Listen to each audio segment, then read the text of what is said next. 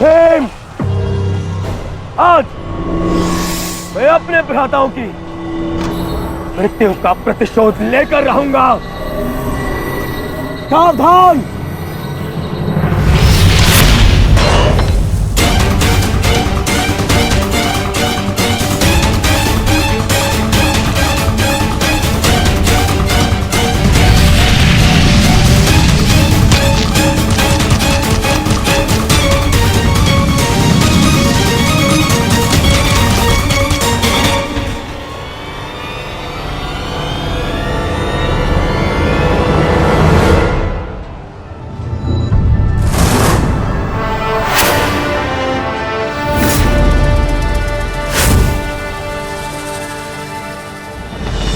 आपका प्रतिशोध पूर्ण हो न हो, परंतु मेरा प्रतिकार आज अवश्य पूर्ण होगा।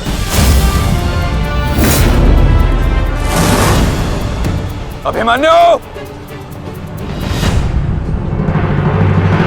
दो योद्धाओं के बीच में आना युद्ध नियमों के विरुद्ध। 6 महारथियों ने अकेले ताचरी भीम को घेरा है।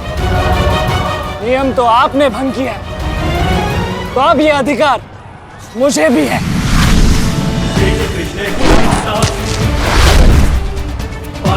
अभिमन्यु!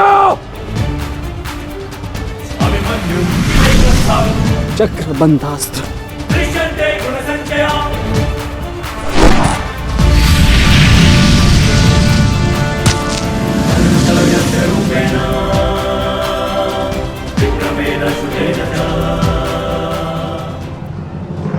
अभिमन्यु, तुम भूल रहे हो,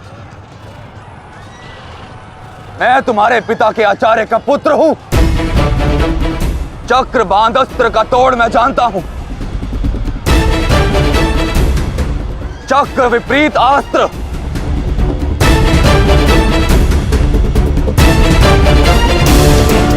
भूल तो आप रहे हैं महारथी। विपरीत अस्त्र तभी कार्य करता है जब युद्ध नीति गत हो। एक योद्धा पर आप सभी ने आक्रमण कर युद्ध नीति भंग की। अब अपनी इस अनीति का दमन देखिए। बालक! बालक! मेरी शत्रुता तुमसे नहीं है। मेरे मार्ग से हट जाओ, अन्यथा अपने प्राणों से हाथ धो बैठोगे। धो तो आज मैं उस कलंक को दूंगा जो मेरे परिवार के माथे पर है, कि अपने कुलवधू के अपमान का प्रतिकार नहीं कर पाए।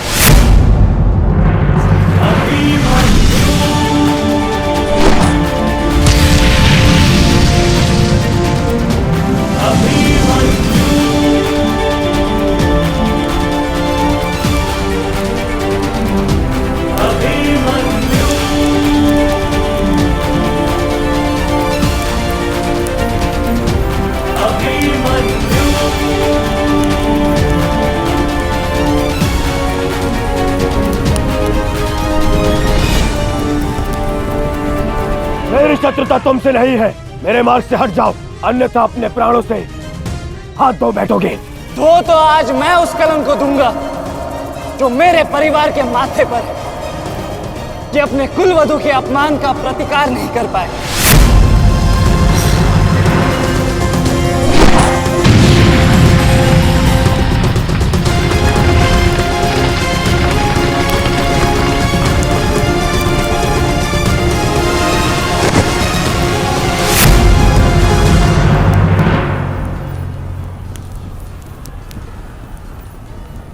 अनुभव करो इस ज्वाला को युवराज दुर्योधन।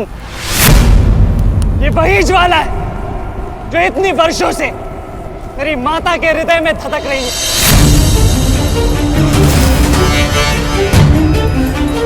छोटा था मैं बहुत, पर मेरा रोम रोम जल उठता था ये सुनकर कि मेरी माता के साथ क्या हुआ। सोचो, मेरे माता पिता और मेरे काकाओं पर क्या बीती होगी जब उन्होंने वह दृश्य देखा। मेरे माता पर क्या बीती होगी जब सहस्त्रों आंखें उनके वस्त्रहीन होते शरीर पर पड़ रही थी। आज मैं आपको उस अपमान का अनुभव कराऊंगा। आपकी पूरी सेना और महारथियों के समक्ष आपका वस्त्राहरण करूंगा और कोई कुछ नहीं कर पाएगा।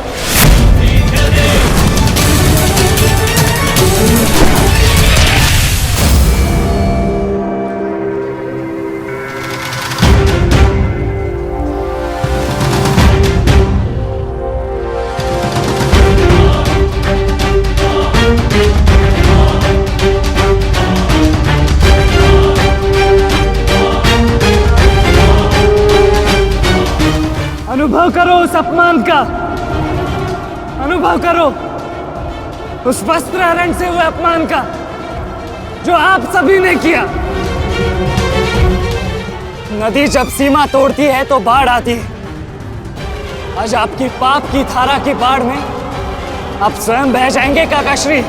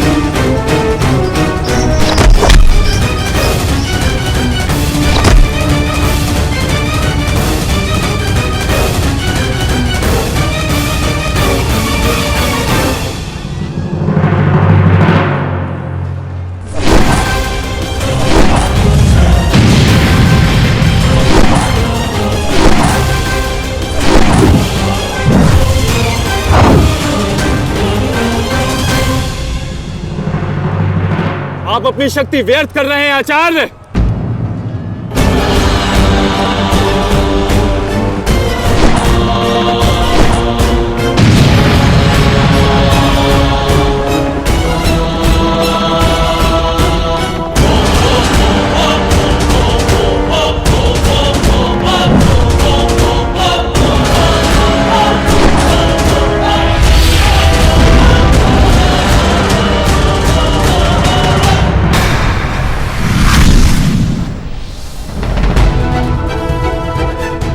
दुर्योधन को मेरी सहायता की आवश्यकता है।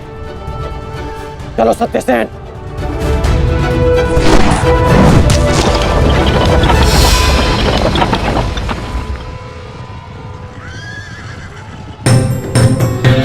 कहां चले अंगराज? मैं जानता हूं कि तुम्हारे मित्र पे आए संकट का संदेश तुम्हें मिल चुका है, परंतु मैं तुम्हें जाने नहीं दे सकता। तुम कदाचित मुझे रोक सकते थे अर्जुन, परंतु तुमने एक भूल कर दी। तुम अपने रथ पर नहीं हो अर्जुन। हाँ, वासुदेव तुम्हारे सारथी हैं, परंतु महाबली हनुमान का आशीर्वाद तुम्हारे रथ पर नहीं।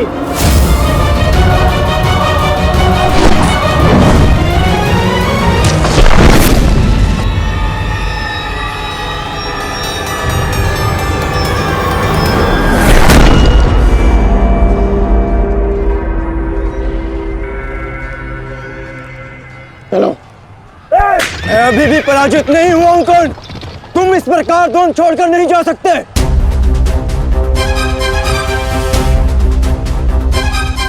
तुम युद्ध के नियम भूल रहे हो अर्जुन।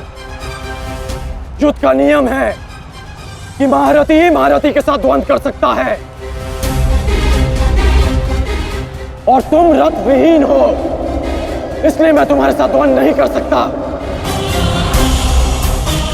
पहले अपने रथ का पहिया सुधारो, फिर आकर मुझे युद्ध का आह्वान देना, क्योंकि परशुराम शिष्य कर्ण नियम तोड़कर युद्ध नहीं करेगा।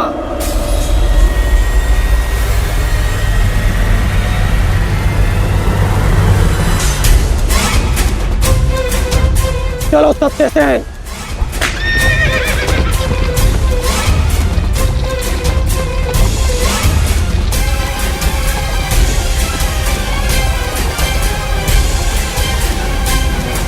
अब समझे पार्थ कि मैं कर्ण की प्रशंसा क्यों करता हूं।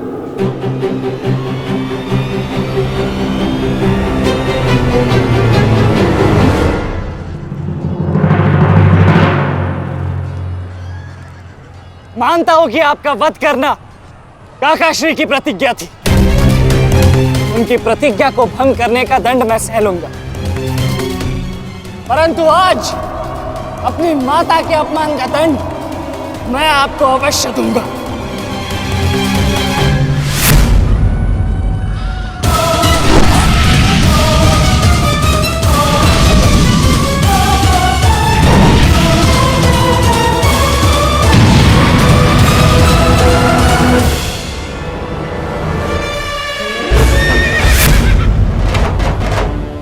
किसी की प्रतिज्ञा टूटे पर मेरी प्रतिज्ञा नहीं टूटेगी अभिमन्यु।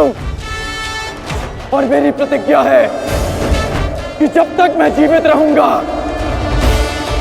मेरे मित्र के प्राण नहीं जाएंगे।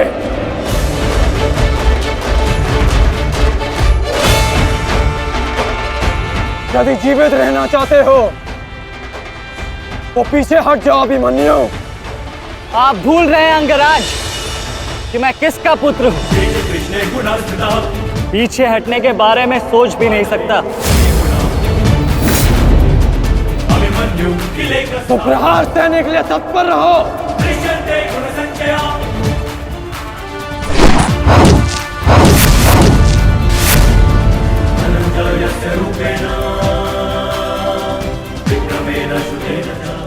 ये मेरे लिए पर्याप्त नहीं अंगराज।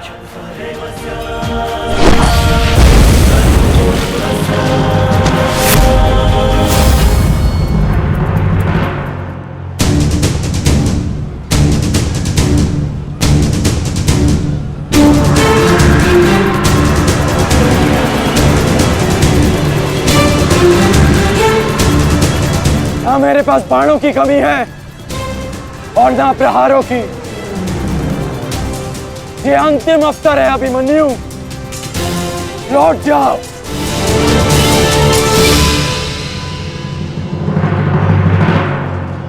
तो मेरे तुनीर में भी उत्तर प्रस्तुत है अंगराज।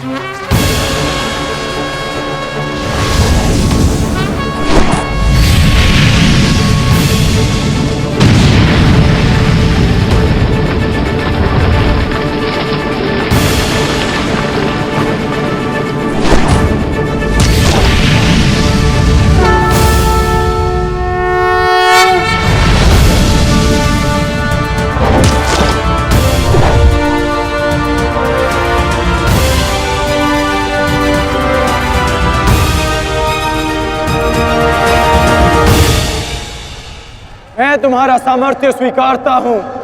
तुम एक कुशल योद्धा हो अभिमन्यु, किंतु कुशल होने के साथ साथ बुद्धिमान होना भी आवश्यक है। लौट जाओ। यदि कल युद्ध करना चाहते हो तो आज जीवित रहना सीखना होगा। लौट जाओ अभिमन्यु।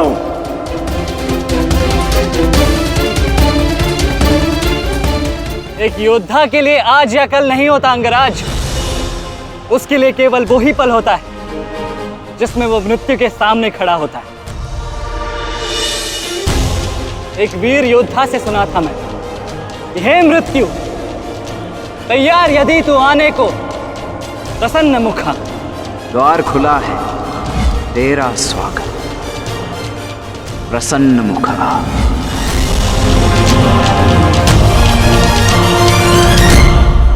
मुझे रोकने का अब केवल एक ही अस्त्र है आपके पास। यह आपको मेरा वध करना होगा। तो लीजिए अंगराज, अपने पुत्र के मृत्यु का प्रतिशोध लीजिए। आपके समक्ष आज वो योद्धा खड़ा है जिसके पिता ने आपके पुत्र का वध किया था। प्रतिकार कीजिए अंगराज, रुके क्यों है? क्योंकि जो पीड़ा मैंने सही, मैं नहीं चाहता कि वो पीड़ा मेरा शत्रु भी सहे। कृष्ण ने अपना विकल्प स्वयं चुना था। वो रणभूमि छोड़कर जा सकता था, परंतु उसने मृत्यु चुनी। गर्व है मुझे तुम जैसे युवा योद्धाओं पर, जो अपना कर्तव्य पूर्ण करने के लिए सदैव तत्पर रहते हैं। मैं जानता हूं कि तुम पीछे नहीं हटने वाले अभिमन्यु, परंतु मुझे भी अपना कर्तव्य पूर्ण करना है।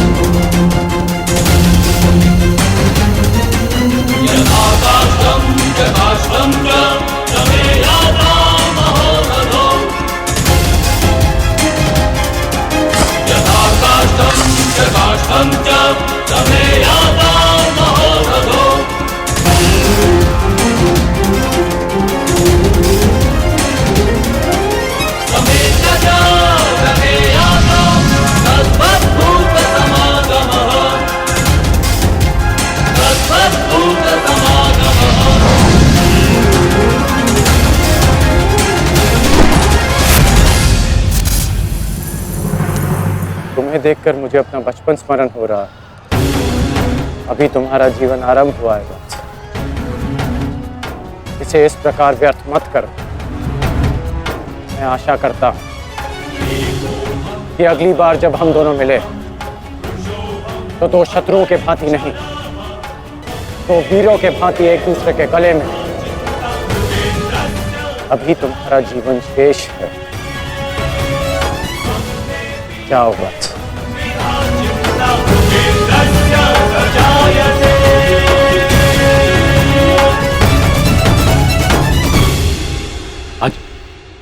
आज कौरवों की विजय हुई है गांधारी। पांडवों की एक अक्षुणी सेना को ध्वंस कर दिया है हमने आज। भीम हमारे एक भी पुत्र को क्षति नहीं पहुंचा पाया, एक भी।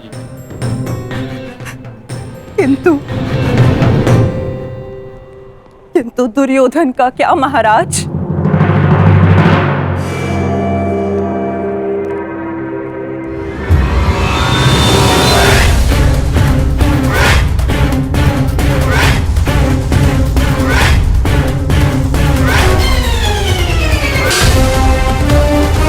मित्र,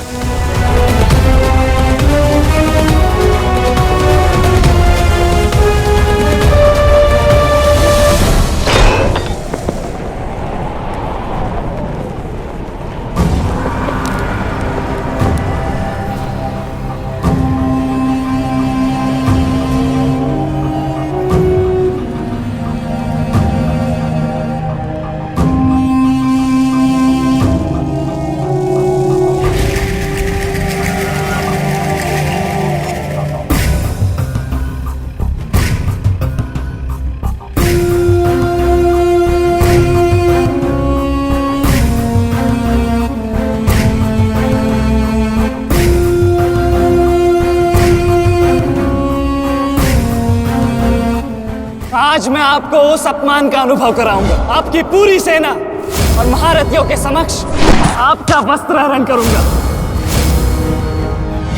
परंतु आज अपनी माता के अपमान का दंड मैं आपको अवश्य दूंगा।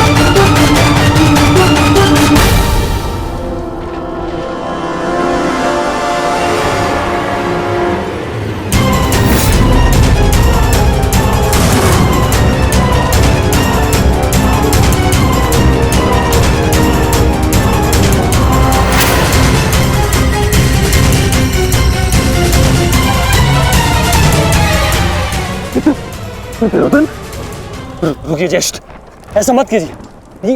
ये क्या कर रहे हैं आप? दुर्योधन, दुर्योधन ये सब कुछ क्या है? आज के इस युद्ध में हमें विजय मिली है, फिर ये सब कुछ क्यों कर रहे हो तुम? ऐसी विजय जो अपमान की थाली में सजा कर मिले, ऐसी ही विजय से श्रेयस्कर है कि मृत्यु को पालूं। मेरे जीवन में कभी मेरा इतना अपमान नहीं हुआ है। अब इस जीवन का और कोई मूल्य नहीं। मैंने ये युद्ध संपत्ति के लिए नहीं, अपने हट, अपने सम्मान के लिए बुलाई थी। अब जब सम्मान ही नहीं रहा तो इस विजय का मैं क्या करूंगा? मेरी सेना के सामने विश्व के महानतम योद्धाओं के रहते वो 16 वर्ष का बालक मेरे वस्त्र हरण कर गया और चेतावनी देकर गया है कि युद्ध में जब भी मिलेगा पुनः यही दोहराएगा। अब ये वस्त्र हरित दुर्योधन सम्राट बन भी गया। कैसे अपनी सेना से, अपनी प्रजा से आंख मिला पाऊंगा मैं? इस लज्जा के साथ मैं अब जीवित नहीं रह सकता। नहीं दुर्योधन, देखो अपने क्रोध पर काबू पाओ। देखो विजय हमारे निकट है दुर्योधन, मानो मेरी बात। छोड़िए मुझे मामाश्री, छोड़िए मुझे, अन्यथा इस अग्नि में मैं अपने आप से पहले आपकी आहुति दे दूंगा। छोड़िए मुझे। नहीं, छोड़िए, छोड़िए मुझे।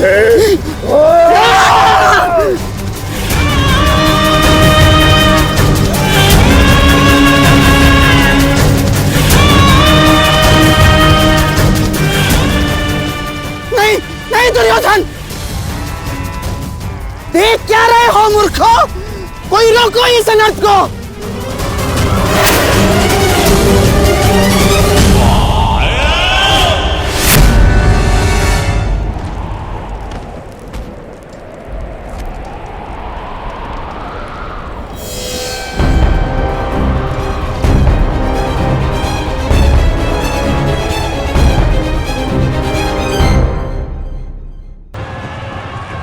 अश्वत्थामा सावधान!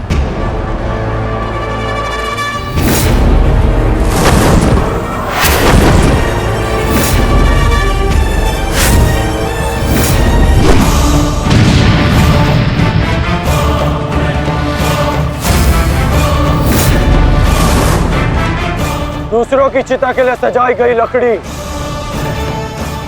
कभी कभी स्वयं को भी जला देती है धृष्टद्युम्न। अर्जुन, अंगराज कर्ण अश्वत्थामा की रक्षा के लिए शमशान व्यू में आ चुका है। हमारी योजना संकट में है।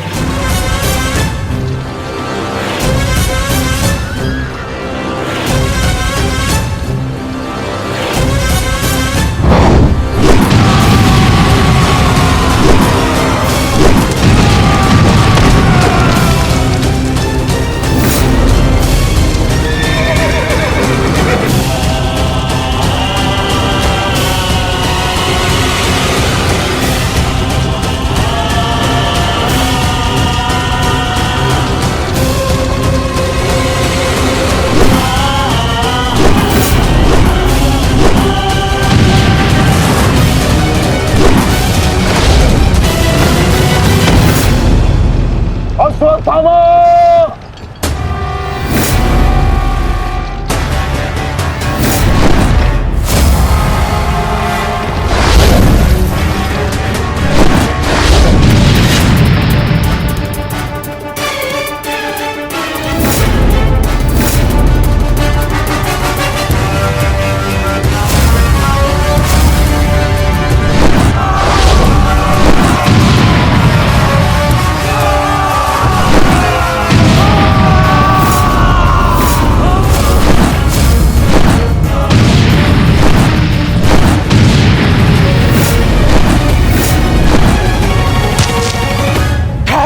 महाराज,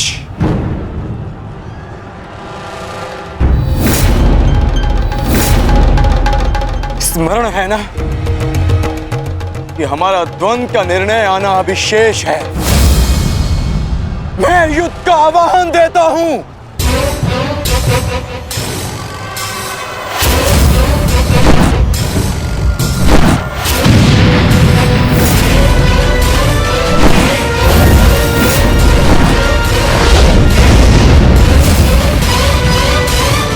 सावधान द्रुपद,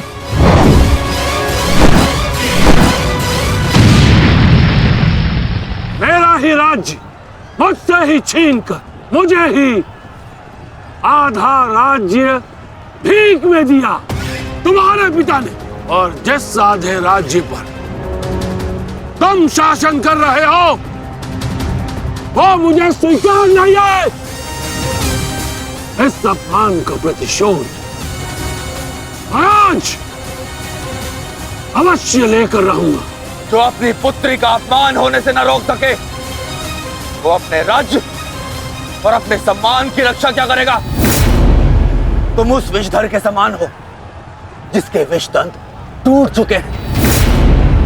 मेरी बात मानो और समर्पण कर दो, तुम्हारे प्राण बचे रहेंगे। प्राण तो अब तेरे नहीं बचेंगे।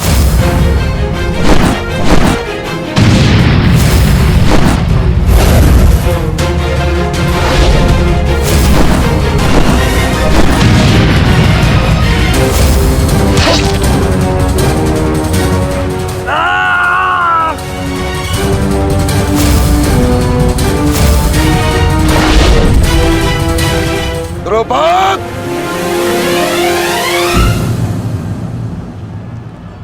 तुम्हारी शत्रुता केवल मेरे साथ है, उसका प्रतिकार तुम मेरे पुत्र से मत लो, अन्यथा अनर्थ हो जाएगा। तुम्हारी गुरु दक्षिणा में मिला हुआ मेरा आधा राज्य तुमने अपने पुत्र को दिया, तो तुम्हारी शत्रुता का मूल्य भी तुम्हारे पुत्र को ही चुकाना होगा। सावधान!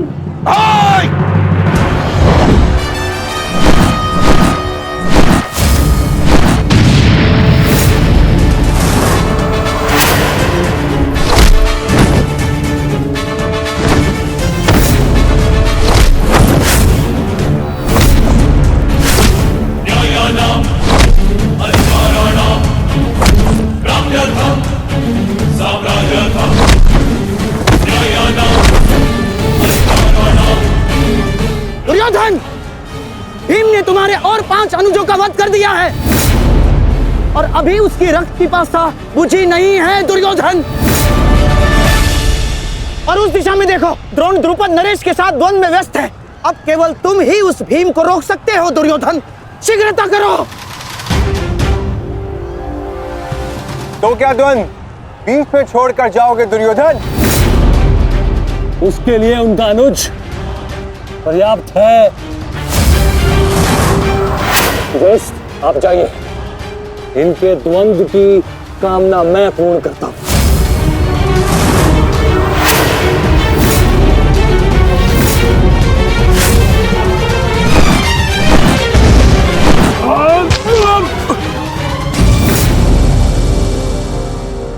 बार बार मुझे छोड़कर मेरे पिता पर वीरता क्यों दिखाते हो आचार्य? मुझसे द्वंद्व करो, मेरे जीवन का एक ही उद्देश्य है और वो है मेरे हाथों आपका वध। तब तक तुम्हें प्रतीक्षा करनी होगी धृष्टद्युम्न, क्योंकि जब तक द्रोण के हाथों में उसके शस्त्र हैं, स्वयं काल भी उसका वध नहीं कर सकता। और स्मरण रहे धृष्टद्युम्न, तुम्हारे साथ साथ तुम्हारे जीवन का ये उद्देश्य भी उपहास बन के रह जाएगा। शस्त्र त्यागने की क्या आवश्यकता है द्रोण? प्रेम, सम्मान, धर्म तो तुम पहले ही त्याग चुके हो।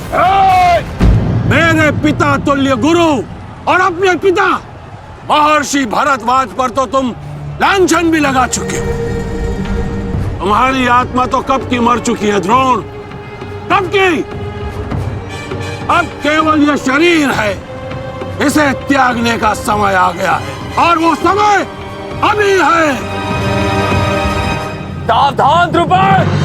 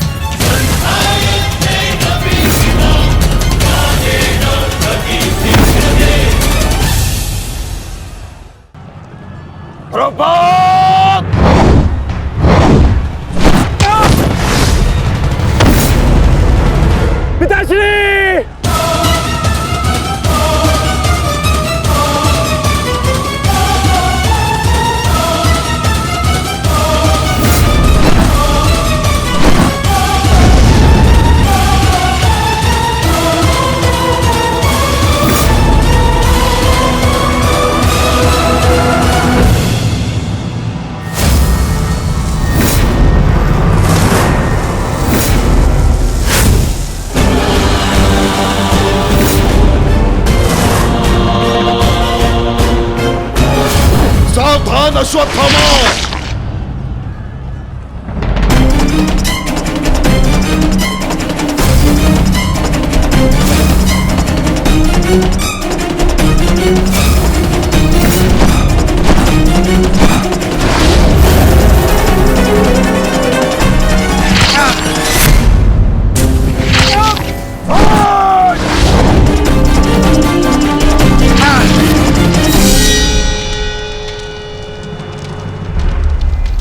पिताश्री!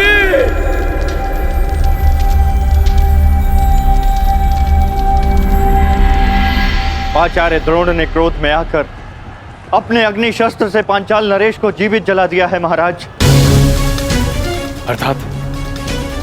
अर्थात आचार्य द्रोण ने अपना वचन पूर्ण किया। उन्हें द्रुपद का वध कर ही दिया। तुम देखना संजय, तुम देखना संजय, एक दिन पांडवों का अंत भी निश्चित है। और दुर्योधन? दुर्योधन कहाँ है संजय?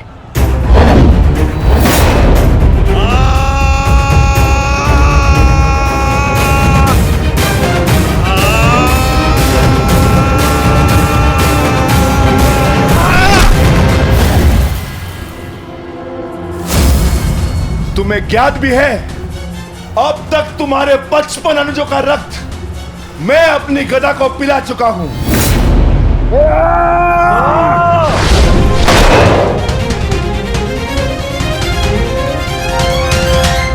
अश्वत्थामा! अश्वत्थामा! उठो, उठो पुत्र, उठो।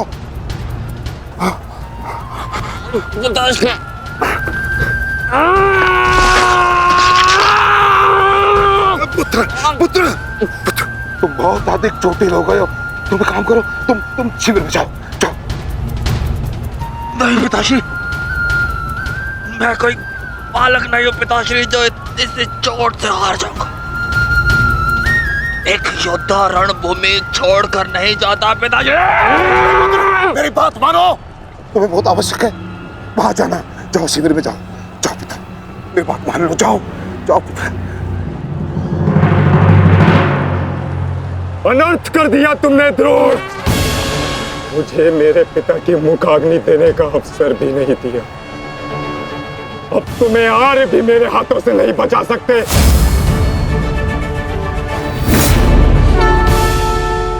सावधान! मैं जानता हूं तुम एक वीर योद्धा हो, पर तुम बहुत अधिक चोटिल हो गए पुत्र। तुम इस अवस्था में युद्ध नहीं कर सकते। तुम्हें उपचार की आवश्यकता है। जाओ, तुम्हें मेरी शपथ है पुत्र, जाओ। जो आज्ञा पिताश्री।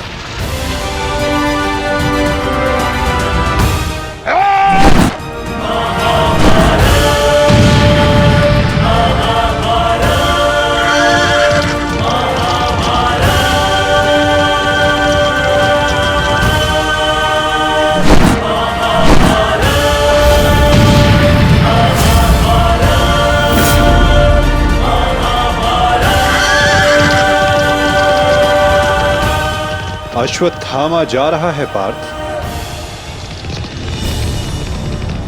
भीम और युधिष्ठिर को संकेत भेजो।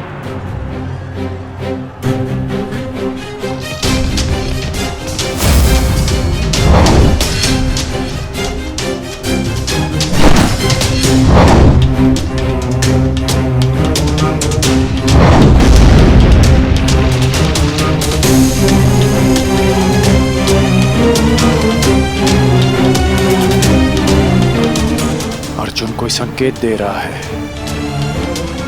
क्या योजना है माधव की?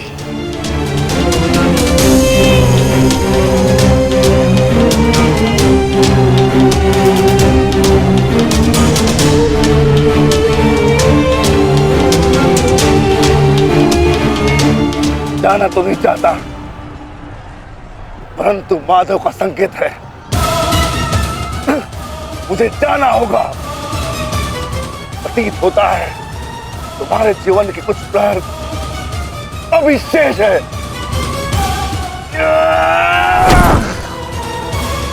जाओ जी लो।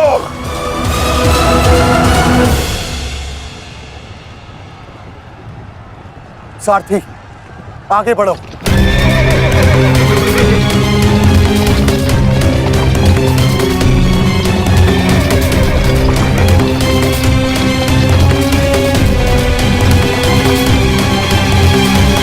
नहीं ध्रुव, तुम्हें जाने की अनुमति नहीं है।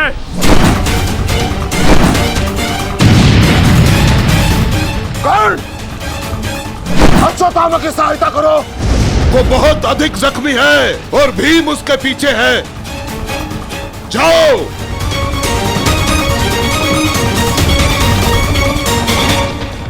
नहीं, मैं कर्ण को जाने नहीं दूंगा आचार्य।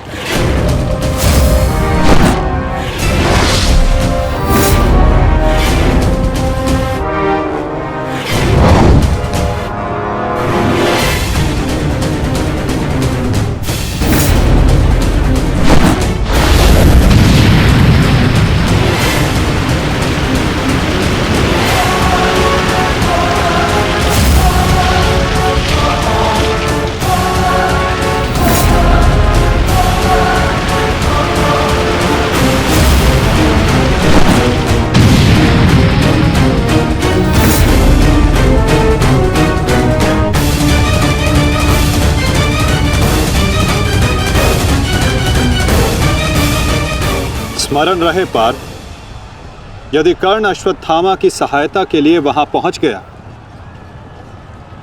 तो हमारी योजना विफल हो जाएगी।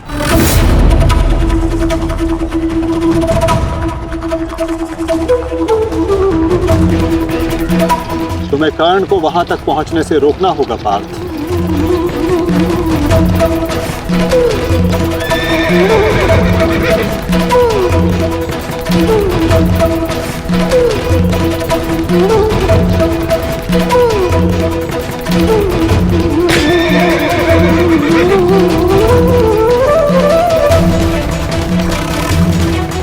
हमें केवल अश्वत्थामा के साथ बने रहना है। उसे किसी भी परिस्थिति में अकेला नहीं छोड़ना है। सत्यसेन, शीघ्रता करो।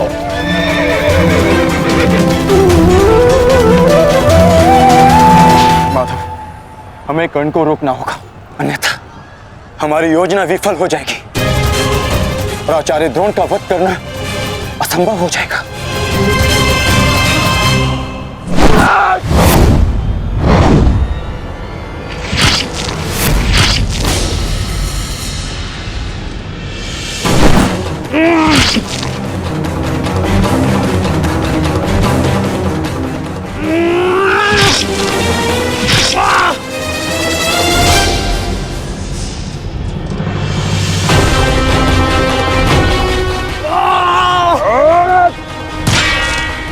अभी भी समय है, लौट जाओ।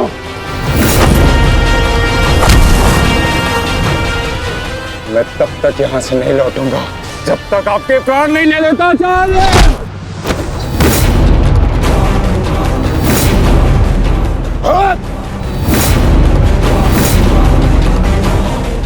कहा था मैंने कि मैं पिता और पुत्र का वध एक दिन में नहीं करना चाहता। स्वर्ग तुमने मुझे विवश कर दिया।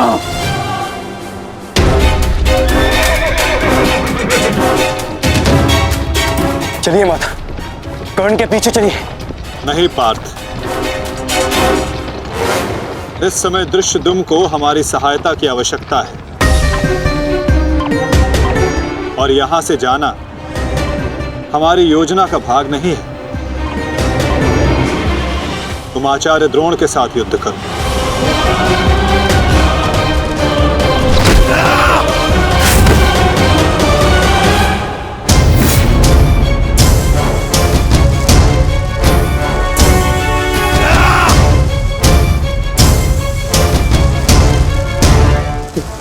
दूर हटो, मैंने कहा दूर हटो, अन्यथा परिणाम ठीक नहीं होगा।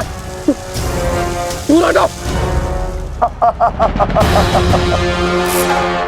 देखा देश, अंत समय आने पर भी कुछ मूर्खों की अकड़ नहीं जाती, उनकी अकड़ उनके मृत्यु के साथ ही जाती है।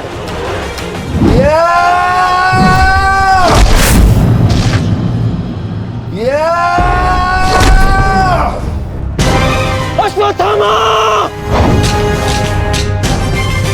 अब तुम्हारा अंत आ गया अश्वत्थामा। अश्वत्थामा!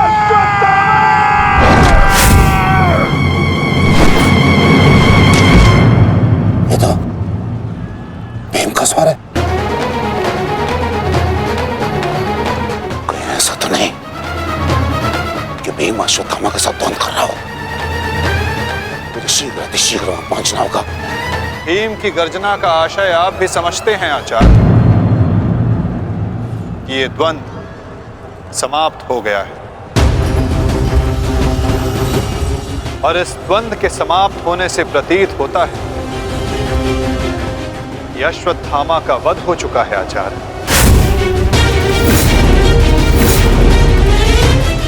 असंभव, असंभव नहीं है माधव। द्रोण का पुत्र अश्वत्थामा, और जब तक द्रोण जीवित है अश्वत्थामा को कुछ नहीं हो सकता। मेरा हृदय कहता है कि मेरा पुत्र जीवित है, कुछ नहीं हुआ उसे। और वैसे भी मुझे आपके बातों पे विश्वास नहीं है माधव।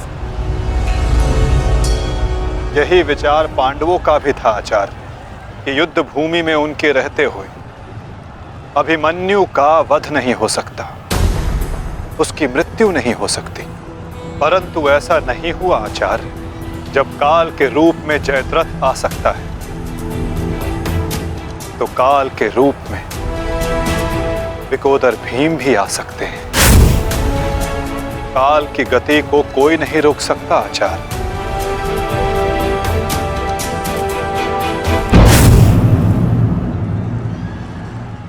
सावधान भीम!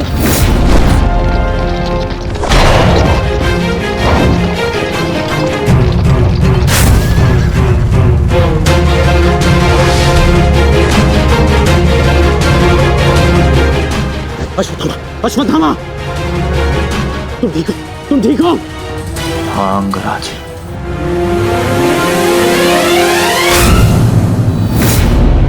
ये तो भीम पुत्र सुत्सोम है। भीम कहाँ है? वो वही है जहां उन्हें होना चाहिए। आचार्य, आज कर्ण नामक कवच भी अश्वत्थामा की रक्षा नहीं कर पाया।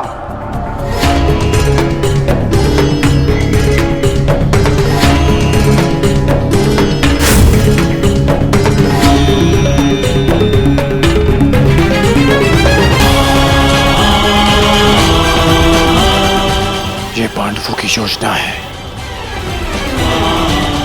मुझे आचार्य द्रोण से दूर रखने के लिए। अंगराज, आप कहना क्या चाहते हैं?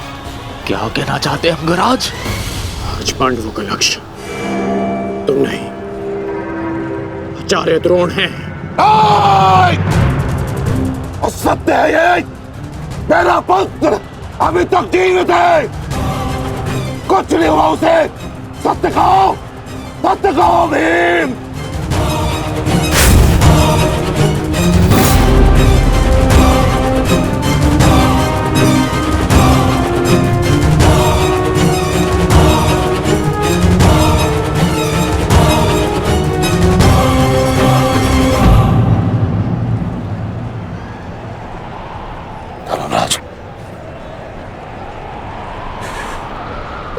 जानना चाहता हूं ये सत्य क्या है। कह दो कि मेरा पुत्र जीवित है। तुम्हारा उपयोग केवल मेरा ध्यान भटकाने के लिए था। मुझे इस बात का आभास क्यों नहीं हुआ? आचार्य द्रोण के प्राण संकट में हैं। चलो अश्वत्थामा, चलो। सत्य कह दो कि आज भी मेरा पुत्र जीवित है। कुछ नहीं हुआ उसे, कोई उसका वध नहीं कर सकता। कहते एक बार। युद्ध भूमि में तुम्हारा विकोदर भीम के साथ रहना अनिवार्य है युधिष्ठिर, क्योंकि आचार्य द्रोण जानते हैं कि विकोदर भीम असत्य बोल सकते हैं,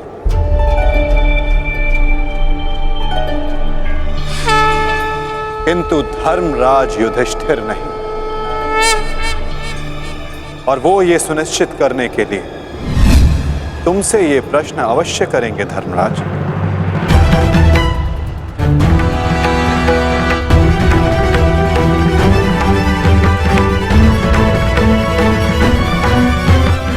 आप मेरे शत्रु हैं आचार्य, कौरवों के सेनापति। ये आवश्यक नहीं कि मैं आपके हर प्रश्न का उत्तर दूं। शीघ्र करो सत्यसेन। प्रश्न का उत्तर तुम्हें देना होगा धर्मराज। भले मैं कौरवों का सेनापति हूं, परंतु ये मत बोलो कि मैं तुम्हारा गुरु भी हूं। इसमें सत्य तुम्हें कहना होगा, बताना होगा मुझे। मेरा पुत्र जीवित है और यही सत्य है, मुझे पता है। बता दीजिए आचार्य द्रोण को सत्य क्या है। अधर्म को उसके घर में पराजित करने के लिए अधर्म की चौखट पार करनी ही पड़ती है युधिष्ठिर। ये सत्य है आचार्य द्रोण कि भीम ने अश्वत्थामा का वध कर दिया।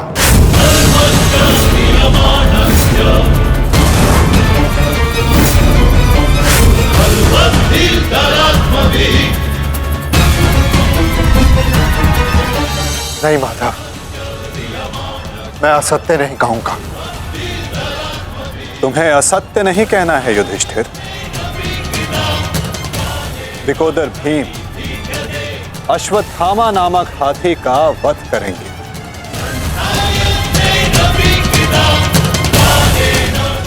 तुम्हें केवल यह कहना है कि अश्वत्थामा मारा गया। इससे ना तुम्हारा धर्म टूटेगा और हमारी योजना भी सफल हो जाएगी।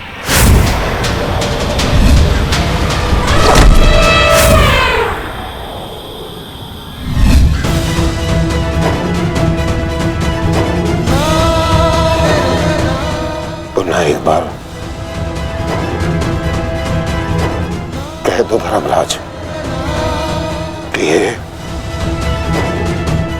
सत्य है।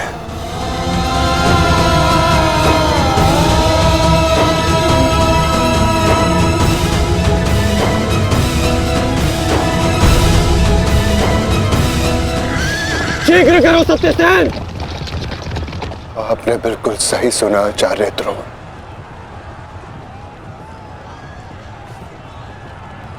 अश्वत्थामा मारा गया।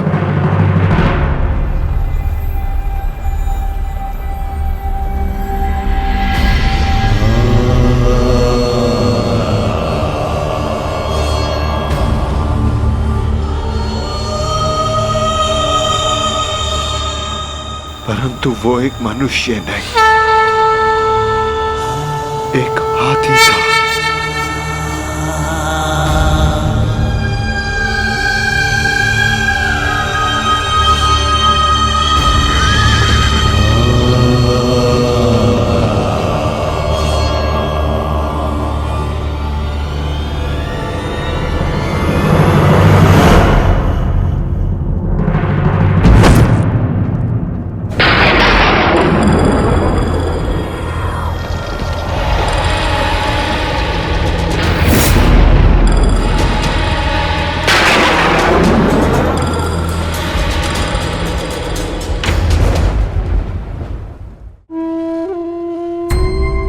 जिस पुत्र के लिए आप आचार्य से शिक्षक बन गए, जिस पुत्र के लिए आपने अपने शिष्यों से गुरु दक्षिणा नहीं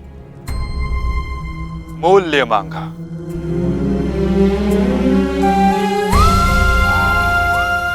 और उसी पुत्र के कारण आप एक एक करके अधर्म की सीढ़ियां चढ़ते चले गए आचार्य। मनुष्य प्रेम में उत्थान करता है, परंतु मोह में केवल उसका पतन होता है आचार्य। आप जिसे पुत्र प्रेम समझते रहे वो पुत्र प्रेम नहीं, पुत्र मोह था आचार्य, और वही आपके पतन का कारण भी।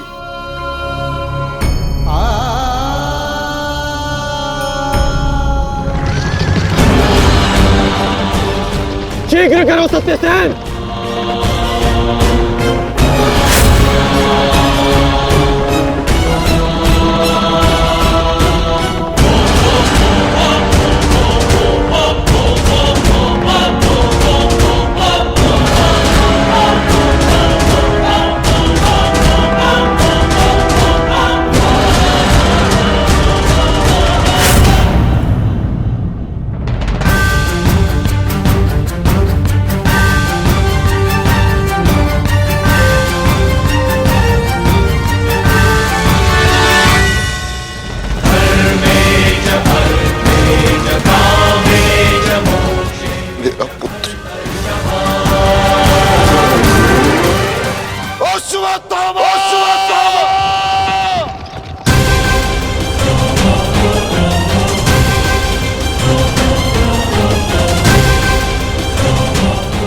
आपके साथ छल हुआ है आचार्य।